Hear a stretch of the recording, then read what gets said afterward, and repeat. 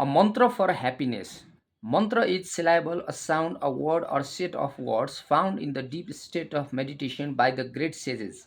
It is not the language in which human beings speak.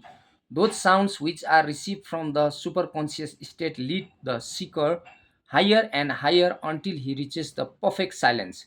The more awareness is increased, the more mantra reveals new meaning. It makes one aware of a higher dimension of consciousness. Exploiting the noble tradition by selling mantras in the marketplace is absurd. Mantra is exactly like a human being having many seeds gross, subtle, more subtle, and subtlest. Take, for example, Om. These three letters actually represent the three states walking, dreaming, and sleeping, or the three bodies gross, subtle, and more subtle. But the fourth state of the finest body of the mantra is formless, soundless, and indefinable. A student, if he understands the process of Laya Yoga, can know the formless body and superconsciousness of mantra. Mantra is very powerful and essential. A compact form of prayer, if remembered constantly, it becomes a guide. I used to collect mantras like people collect material objects, hoping that some new mantra I was about to receive would be better than what I already had. Sometimes I would compare myself to other students and think my mantra is better than his mantra. I was very immature.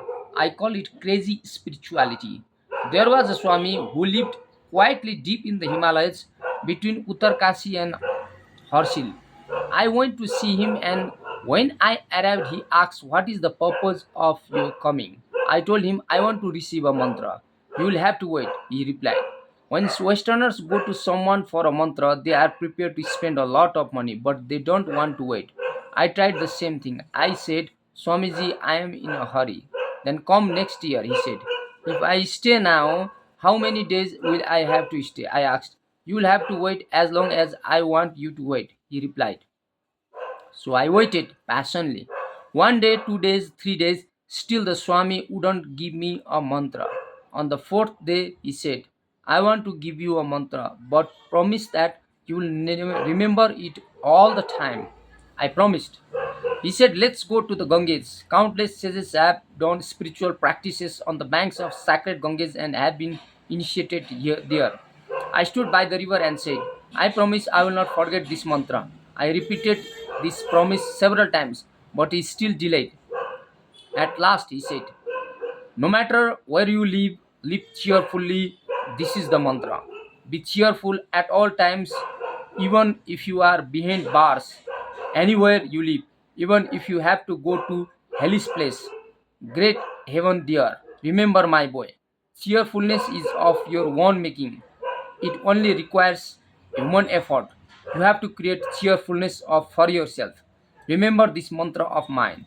I was both very happy and very sad because I had expected him to give some unusual sound to repeat, but he was more practical. I apply this mantra in my life and find it successful everywhere. It is his spiritual prescription seems to be the best of physicians, a real key for healing oneself.